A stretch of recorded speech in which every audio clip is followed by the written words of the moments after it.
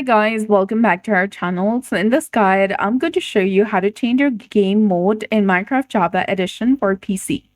So first of all, you need to click the T button on your keyboard. Your game chat will appear. Here type /game mode followed by the desired game mode, which is creative or survival. Press enter on your keyboard. And if you encounter an error, it's likely because commands and cheats are not enabled in your current world. To fix this, you need to pause the game, select Open to LAN, and toggle Allow Cheats to On. Resume the game.